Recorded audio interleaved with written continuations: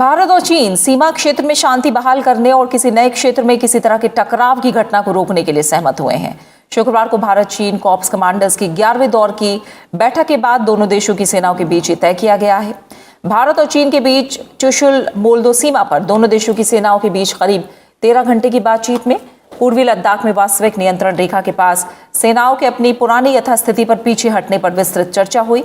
इसमें दोनों सेनाओं ने मौजूदा समझौतों और प्रोटोकॉल के मुताबिक आपसी मुद्दों को सुलझाने की बात तय की। रक्षा मंत्रालय की तरफ से आज इस बारे में एक बयान जारी किया गया है। बयान के मुताबिक दोनों देशों ने माना है कि शेष बचे इलाकों में पूर्व की स्थिति स्थापित करने से सभी जगहों से सैनिकों की वापसी के लिए अनुकूल माहौल बनेगा। इससे ही शांति और सौहार्द की स्थिति बनेगी और द्विपक्षीय संबंधों में भी विकास होगा।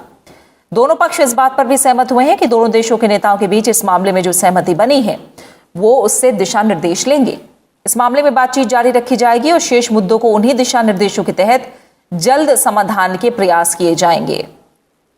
इससे पहले इस साल फरवरी में पैंगोंग सो लेक के उत्तरी और दक्षिणी इलाके से दोनों देशों की सेनाओं की वापसी शुरू हो गई थी और अब वहां दोनों देशों के सैनिकों का जमावड़ा भी खत्म हो गया है। इसके बाद 10वें दौर की बातचीत में इसकी समीक्षा हुई थी और उसके बाद अन्य इलाकों में वापसी पर विचार के लिए शुक्रवार को 11वें दौर की बातचीत आयोजित की गई। भारत और बांग्लादेश के बीच सैन्य सहयोग को बढ़ाने के मकसद से थल सेना अध्यक्ष जनरल मनोज मुकुंद नरवणे 5 दिनों की यात्रा पर ढाका में हैं। आज उन्होंने रणनीतिक रूप से अहम बांग्लादेश के कॉक्स बाजार स्थित रामू सैनिक कैंट का दौरा किया। बांग्लादेश के रामू कैंट में उन्होंने बांग्लादेशी सैनिकों के सैन्य कार्यों का अवलोकन किया। भारतीय सेना प्रमुख के सामने बांग्लादेश के सैनिकों ने विशेष रूप से अपने कौशल का अवलोकन किया। सेना प्रमुख नरवणे ने रामू में भारत बांग्लादेश सैनिक सहयोग के प्रतीक के रूप में वृक्षारोपण भी किया।